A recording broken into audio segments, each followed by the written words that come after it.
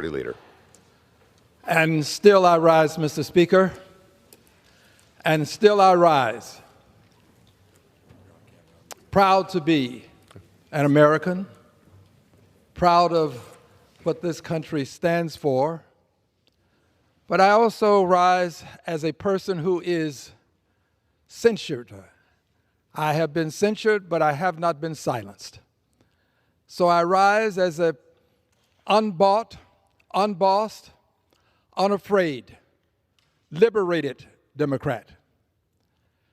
And as such, I rise to speak on a topic today that I believe to be most important to the American people, most important to posterity, most important to the direction of the country, most important to who we are. The topic is about Congress and why Congress is the court of last resort for an authoritarian president. Why Congress is the court of last resort for an authoritarian president. Let me start by saying this that I think is exceedingly important. There are many among us who would manage authoritarianism. They would want to find a way to work with it, to become a part of it if it benefits them, to make it something that is acceptable to many of the people in the classes and perhaps some of the people in the masses. I am not one of the persons who would do this. I believe that authoritarianism, Mr. Speaker, must not be managed. It must be eliminated. This country was founded upon the basic premise that it would be a democratic republic where you elect your representatives to vote for you. This is a democracy. And as such, in this democratic republic, I choose to stand and fight this movement toward authoritarianism. I stand to do so because the greatness of America is not going to be found among a very few who have power concentrated in their hands, or in a single person who has power concentrated in his hands. That's not where the greatness of America is achieved. The greatness of America is achieved by the people having the power and the people making the decisions, by having a Supreme Court that is respected, that is honored, by having a judiciary that is respected, by having a Congress that is respected, by avoiding what could become authoritarianism that metamorphoses into something even greater in harm to this country than the authoritarianism we face today. So I rise to indicate that Congress is the court of last resort for an authoritarian president. And here's why. It's the court of last resort because when an authoritarian issues executive orders and expects them to be honored even when the courts disagree, when an authoritarian believes that his orders supersede, supplant, if you will, the rule of law, supersede what has become commonplace in terms of understanding the rule of law in this country. When an authoritarian will defy federal courts and including the Supreme Court, then we have to conclude that the Supreme Court may not be the court of last resort as it should be for an authoritarian president, someone who is assuming power that he should not assume, with executive orders that cannot change the Constitution.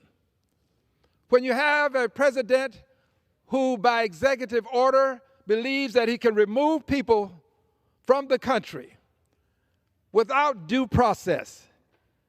And when this president is told that due process must be accorded people before you can take this extreme action, and when this president is told not only must there be due process, but if you believe that the court has made a ruling that is inappropriate, that the court has made a mistake, that you must still honor that court order and appeal, that the appellate courts will then take charge of what you believe to be an incorrect decision by the courts.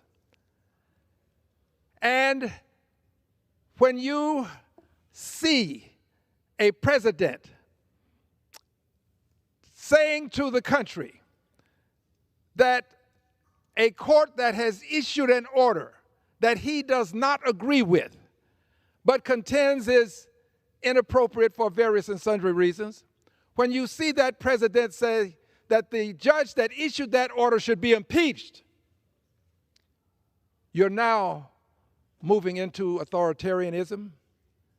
But when that president then sits with others in his cabinet and they are caught on national TV indicating why they can defy the federal court's orders after having been told that you have to appeal, after having been told that you cannot do what you have done, after having been told that you have to facilitate the return of someone that you have improperly, and according to what members of this administration have said, removed from the country by mistake, then you have to bring that person the relief necessary for that person to raise his hand and say, you got the wrong person. For that person to say, I want my rights of due process under the law in this country. So we have a president who believes that his orders, his executive orders, exceed and supersede the orders of federal courts. How do I know? Because he has not returned a person to this country that he was told to facilitate the return of, such that he could receive due process, or just facilitate such that this person could get due process. It hasn't happened. The lower courts have told him at the federal level. The Supreme Court has told him. And the evidence now exists that he understands what facilitate means, because there was a second person who was removed without due process, removed to another country without due process. And that person is being brought back because the judge in a federal court said, you have to facilitate the return. So they know what facilitate means. They are just being defiant. They're just ignoring the orders of the federal courts. They are flouting the orders of the Supreme Court of the United States of America. Make no mistake about it, we are now dealing with an authoritarian president that I choose not to manage. I choose to eliminate the authoritarianism. I don't want us to try to find a way to get along with an authoritarian. And if the Supreme Court cannot manage this authoritarian president to the extent that he would cease and desist and obey the court's orders, and if an authoritarian president now has total control of the Republicans who represent this House and the Senate, total control of them, so they're not going to be able to do anything because he manages their affairs. They have become people who look for a sense of direction. He's become their North Star. He's become the means by which they conclude that they will go this way or they'll move in that direction. So they can't do anything because they have surrendered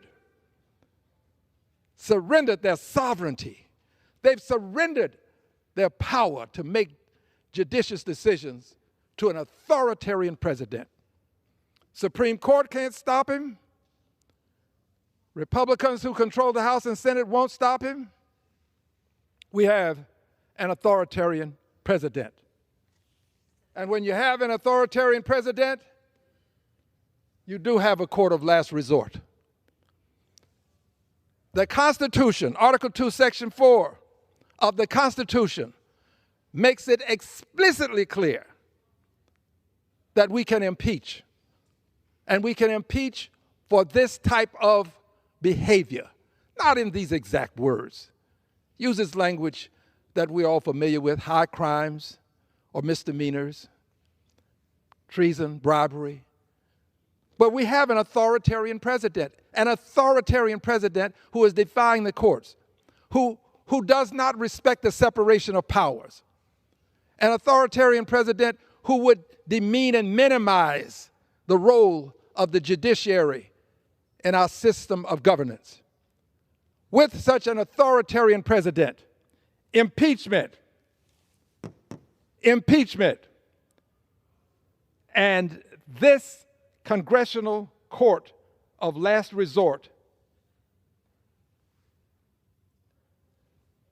is within the power of all 435 members of the House, because the congressional court of last resort has to have a prosecutor.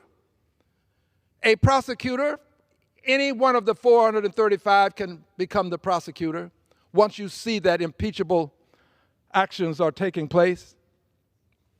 Any one of us can become the prosecutor.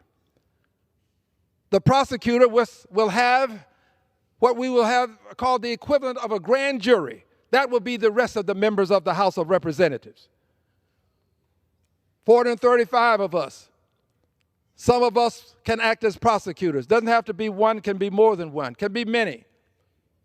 As many as would want to sign a resolution to impeach. Impeachment, congressional court of last resort. That's where we are now. This is the room where the congressional court of last resort will be convened. And it is convened here to hear a prosecutor, a member of this august body, not known as a prosecutor, but I'm saying it to you such that you can understand this process and see that it is akin to something else that you really do understand.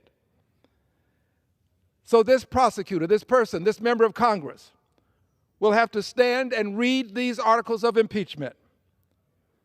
And this is done now because, remember, the Supreme Court can't control this authoritarian president, and my colleagues on the other side of the aisle won't control this authoritarian president. They have the power, but they won't. So impeachment in this congressional court of last resort, Congress, is where the court of last resort lies. I'm familiar with impeachment. I understand the process. And I want you to know that it is imminent. A vote takes place with this grand jury that I call to your attention, which would be the members of Congress. We need but only a majority of the member of Congress to vote in favor of impeachment, and a president can be removed from office. An authoritarian president can be removed from office. If you don't like authoritarianism and you believe that you have an authoritarian president, then you would vote for the articles of impeachment. Now, is there any proof that there are people who don't like authoritarianism and who would vote in theory for impeachment? Well, yes. Before the election that brought Donald John Trump to the presidency this time, before he was sworn in by the Chief Justice of the Supreme Court, there were many among us, and I am one of the many, who talked about this very topic, prognosticated this very behavior that we're seeing. Not the exact behavior, but behavior that would be indicative of a person becoming an authoritarian. There were some who said he would be a fascist. There were some who said he would be a dictator. The point is, there are many people who are members of this House who made this prognostication. And what it is absolutely amazing is that many of them who made these prognostications, who have seen their prognostications become a reality, many of them may not vote to impeach. But I'm going to give you what I believe is a rationale. I think this is a vote of conscience. People have to vote their conscience. If your conscience tells you no, then I think you should follow your conscience. I cannot, in good conscience, say the things that I've said about this authoritarian president, see it become a reality, and then take no action. I cannot in good conscience. But there are people who can, in good conscience, do this. And I have no ill feelings toward them. I don't count the votes. I count what is necessary to be done. And it is necessary for us to take action to remove an authoritarian president from office. And the only way it can be done is right here in this chamber. Someone has to act as a prosecutor and bring the articles of impeachment to the attention of this august body, at which time there will be a vote on these articles. And as some people will vote to table, there's always going to be a vote to table. Now, my colleagues on the other side, some of them have alleged that, though this is a great thing, this is a great thing, we're going to have impeachment again. This is a great thing. Let them bring it on. Well, if you truly believe this, then you vote for the articles. You vote against tabling, because there will be a motion to table. So you vote against tabling. All of my Republican colleagues who are saying this, you vote against tabling. And then see what the other side does, since you are absolutely convinced that this is going to be a benefit to an authoritarian president. It is not going to be a benefit. We will take that vote. Those who vote to table will be voting against the articles of impeachment. Those who vote against tabling will be voting for the articles of impeachment. I said to you, I have some experience in dealing with this. I am the person who laid the foundation for President Donald John Trump's impeachment when he was impeached the first time around. I am using a personal pronoun only to communicate, but the truth is there were other persons who were engaged in this process with me. I want to tell you about these other persons. I have here something that has been removed from the wall of my office. It is something that indicates who the persons were that participated favorably, meaning indicating there should be an impeachment, when the first articles of impeachment were filed. This is on the wall in my office. The press assumed that it would be only Al Green. They were wrong. They may be right this time. It may just be only Al Green. I will stand alone, because when it's a question of conscience, it's better to stand alone than not stand at all. So the press thought that it would be probably Al Green and maybe one or two others, which may be the case this time. But believe me, it will not deter me. But what is interesting is I have this on my wall. And by the way, many of the people who are listed here as persons who supported HRES 646, many of the people who supported HRES 646, many of them who are listed here, they have a similar document in their offices, and they will have it on their coffee tables.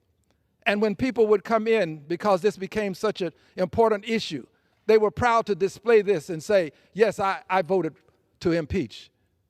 Yes, I did. That was important. It's going to become important again. Make no mistake about it. It will be important again. And I'm not going to name all of the persons on this first article of a resolution for impeachment, but I would tell you that there were 58. They were known as the first 58. And there's one person that I will mention because I'm proud, and he was proud to have associated with these articles of impeachment.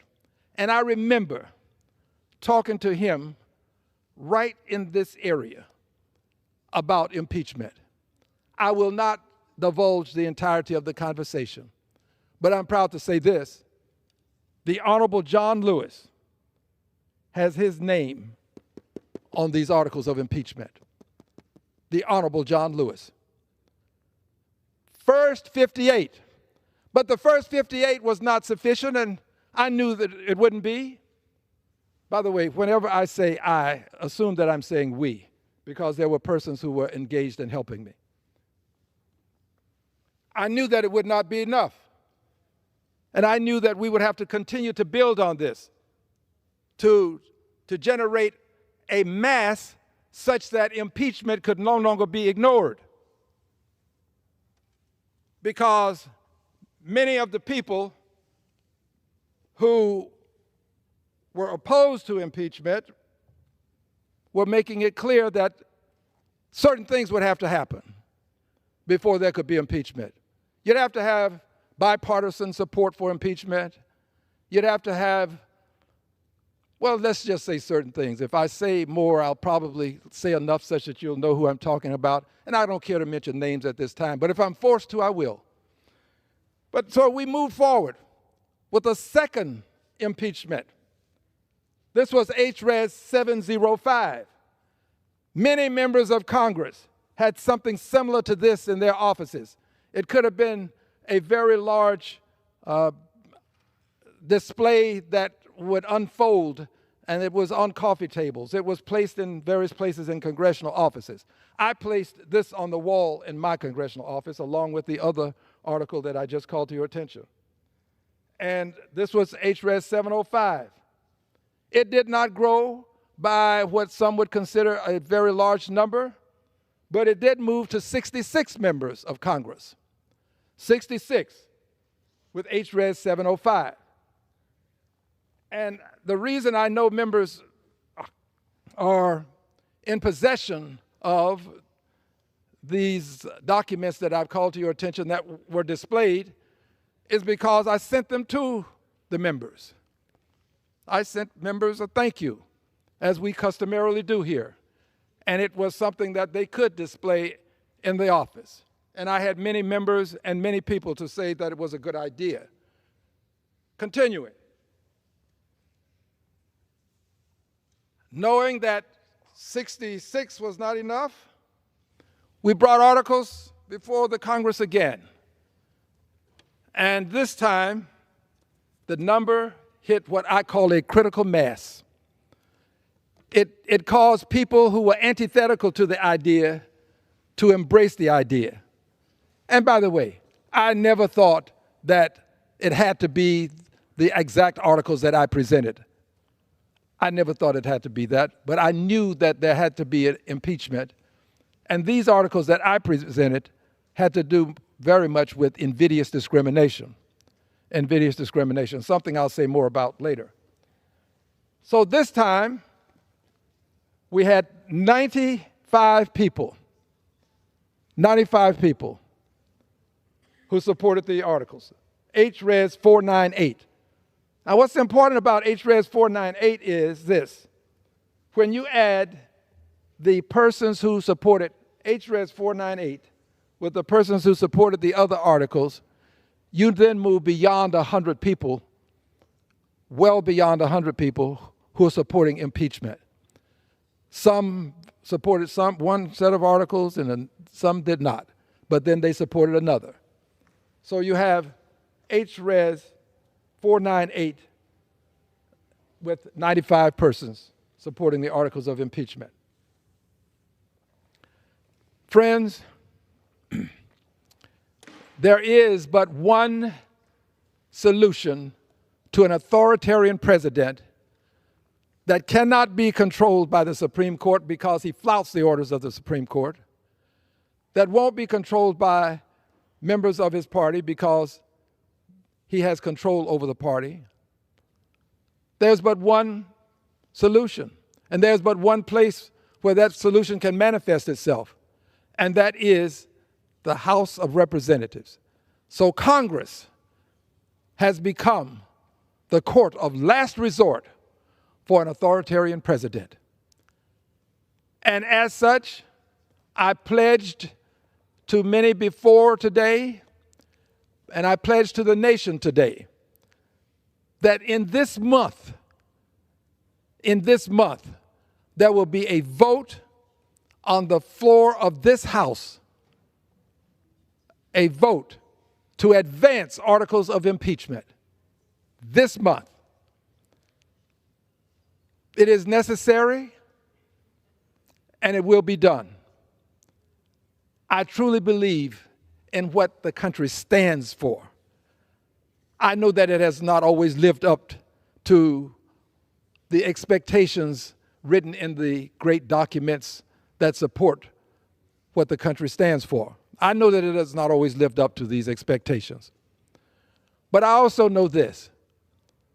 It's a country where I can, with due process, with free speech, with freedom of religion. It's a country where I can vote. And it's a country where I can fight to make the difference so that it can live up to these great ideals expressed in these great documents, the Declaration of Independence, the Constitution. And I'm going to fight to maintain the right to fight. That's what this is all about. Not fighting in the sense that I'm going to go out and harm someone, not fighting in this sense that I'm going to use some means of using physicality. No, that's not what I'm talking about. I'm going to fight with peaceful protest. I believe in peaceful protest. I do not in any way condone persons who go out and harm other people. And I have said as much. And yes, I get all of the backlash that others get when they say as much. But I absolutely will continue to say peaceful protest is the way to make change that can make the difference. So I can do it through peaceful protest, and I'm going to do it. That's the kind of fighting that I'm talking about, peaceful protesting. But I can also do it with litigation. So we have protestation, litigation. I've signed on to many briefs, and I will continue to do so. Protestation, litigation. But we also have something else. We have legislation. That's what articles of impeachment are. Legislation. Protestation, absolutely. I will never give up my right to protest. I'm going to fight to maintain that right to protest. Protestation, litigation. I believe in the court system. And then, of course, this whole notion of legislation. These are the means by which we can make the difference. I assure my friends, my colleagues, persons, this is official notice. There will be a vote on articles to impeach Donald John Trump, who is now President of the United States. I do it because conscience dictates that this be done, and it has become a moral imperative that we have to proceed with. Now, I close with this. This is something that came to my attention just recently. There are people who believe, I think, that I will be intimidated. They believe that I will be intimidated. Now, these are people other than those who've already made their many threats that have not intimidated me. But there's a new movement afoot. There's a movement afoot now to do what cannot be done as they see it fast enough through the electoral process, meaning my removal from office. They don't think that the electoral process works effectively, if you will, for them. I was saying efficaciously, but let's just say effectively, for them. And the governor of my state, While I am in trial currently defending the 9th Congressional District. I've been in trial for many years, so this is nothing unusual to defend this district, to keep this district. It has been difficult. Lots of money has been spent just fighting to maintain the 9th Congressional District. But the governor of my state has now decided that it is appropriate, according to the sources that have called it to my attention, and many persons in the legislative body in the state of Texas have called this to my attention, has established what's called a redistricting commission or committee. And with this redistricting commission or committee, the governor is going to try, as I'm being told, to draw the lines for these congressional districts so that it will be either difficult or impossible for me to get reelected. So here's my message to those who would stoop to this level of political shenanigans, as I see it. Here's my message to you. The people who elected me are more important than my being reelected. I'm going to stand up for the people who elected me. My reelection is not the issue. You can take me out. There'll be another Al Green. There always is always going to be one more. The world seems to be put together such that there's always someone who will stand up. So you can take me out, but you're not going to intimidate me. And I'm saying this to the governor of the state of Texas. Do what you may. Redraw the lines such that I can never get reelected. But I guarantee you this, as long as I'm here, I may be censured, but I won't be silenced. I yield back the balance of my time.